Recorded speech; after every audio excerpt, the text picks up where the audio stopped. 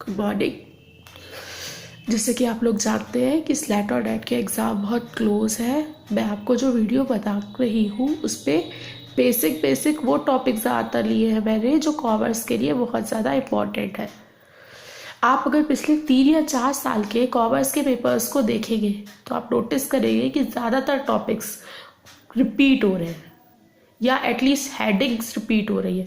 जैसे मोटिवेशन, कम से कम 4 या 5 क्वेश्चन आपके मोटिवेशन टॉपिक में से आते हैं।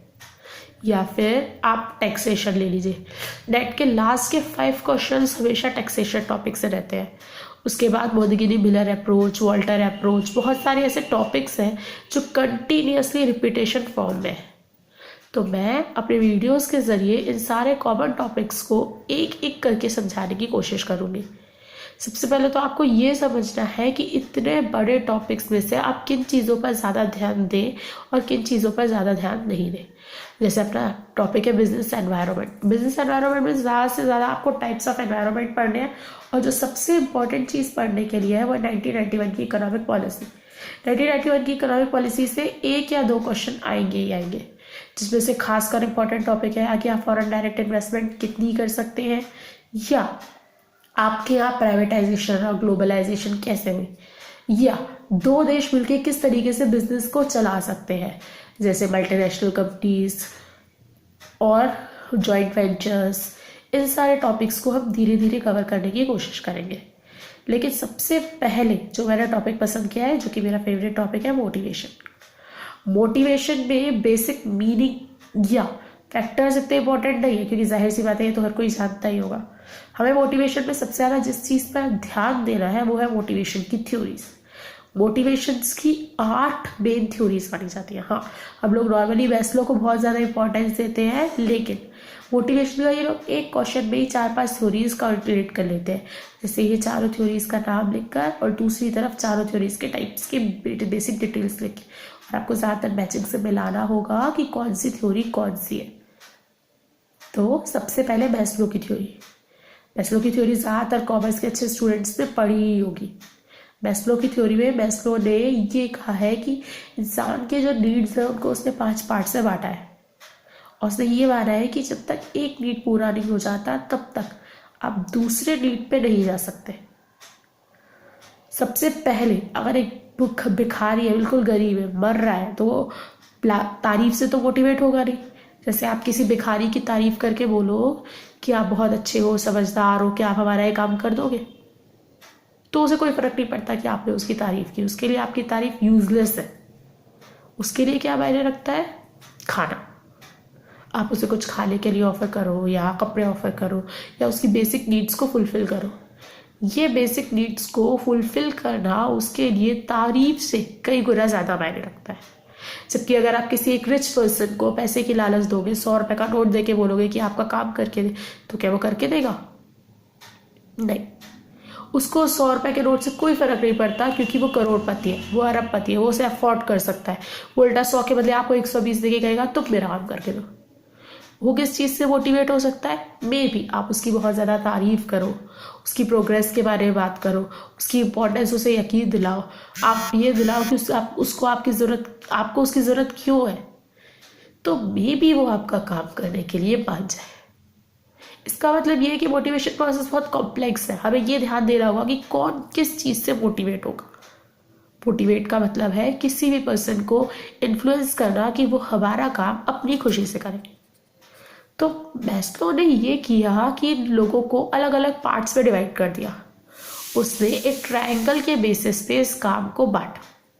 सबसे पहले उसने पुट किया फिजियोलॉजिकल नीड्स। फिजियोलॉजिकल नीड्स है हमारे फिजिकल नीड्स, जैसे रोटी, कपड़ा, मकान। जो मैंने अभी फिर से आपको वो एग्जाम्पल पे ले जाता है, एक भिखारी, एक गरीब व्यक्ति जिसके पास कुछ नहीं है, उसको आपकी बेसिक नीड्स जैसे कि रोटी है, खाना है, कपड़े हैं, ये सारे बहुत मोटिवेट करेंगे। अगर आप किसी गरीब व्यक्ति की ये सारी चीज़ें देते हो तो इन चीज़ों के शायद कुछ भी करने को तैयार हो जाए जो आप या मैं करने को तैयार ना हो।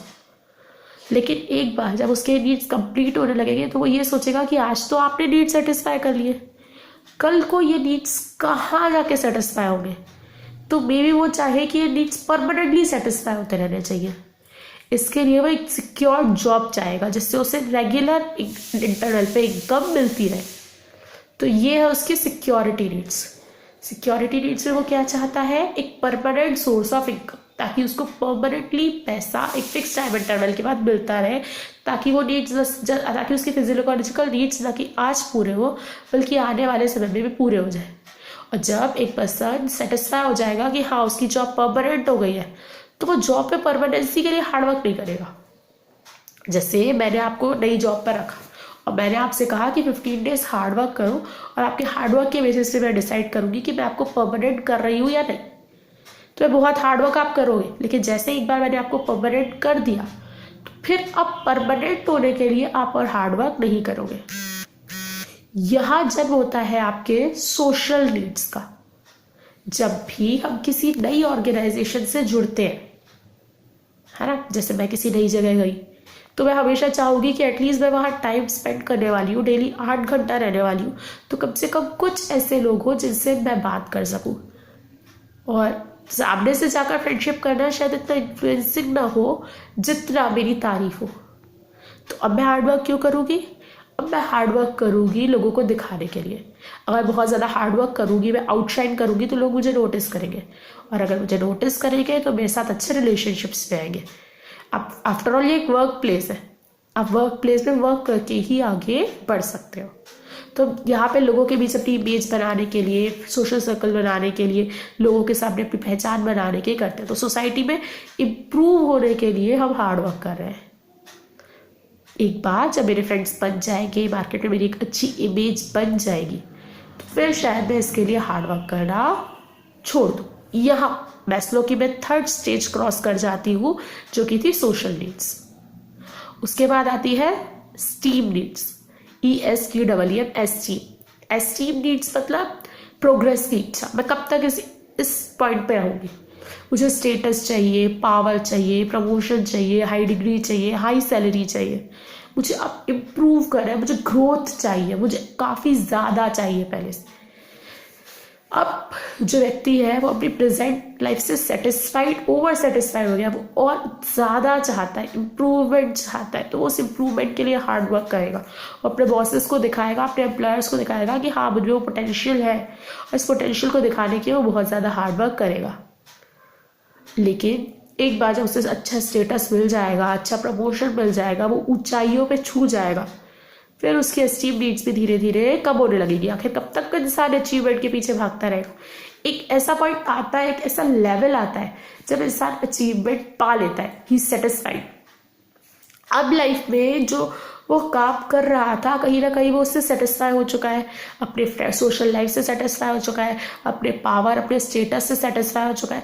तो ये चीज़ें उसे इतना इंटरेस्ट नहीं देगी, और क्योंकि ये चीज़ें उसे इतना इंटरेस्ट नहीं देगी तो वो अपना काम तो करेगा, लेकिन इतना मोटिवेट होकर इतना बेहतर तरीके से नहीं करेगा, इतना हार्डवर्क नहीं करेगा, क्योंकि वो अपनी एस्टीम नीड्स को भी सेटिस्फाई कर चुका है।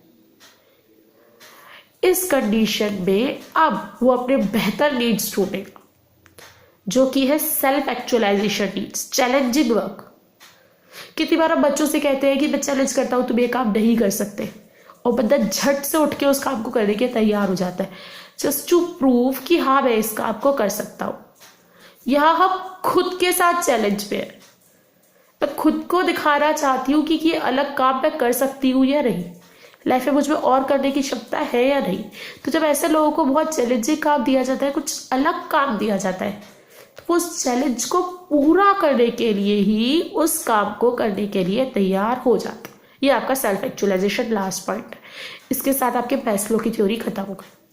मैस्लो की थ्योरी में क्या था, सबसे पहले था फिजियोलॉजिकल नीड्स, यानी कि आपके बेसिक 3 नीड्स, उसके बाद सिक्योरिटी नीड्स यानी परमानेंट सोर्स ऑफ इनकम, उसके बाद सोशल नीड्स यानी कि फ्रेंड ग्रुप सर्कल, एक इमेज बनाना, आपका esteem needs, power, status, promotion, और सेल्फ एक्चुअलाइजेशन नीड यानी कि चैलेंजिंग वर्क। इसके अलावा 7 और थ्योरीज हैं, जैसे कि हर्सबर्ग थ्योरी, जिसमें हाइजीन फैक्टर और मोटिवेशनल फैक्टर को बताया है, बैकलाइन theory, ERG model theory, Vroom theory. इन सब थ्योरीज के बारे में मैं आपको एक एक करके एक एक लेक्चर में समझाऊंगी। अगर आप मुझे मेरे वीडियो को लाइक या सब्सक्राइब करते हैं तो आप कंटिन्यूसली टोने बन सकते हैं। मैं आपको पर डे एक लेक्चर भेजूंगी, जिसमें आप नोट्स जो MBA MCOM में भी यूज़ कर सकते हैं, और स्पेशली नेट के इंपॉर्टेंट क्वेश्चंस के नोट्स हो। Thank you.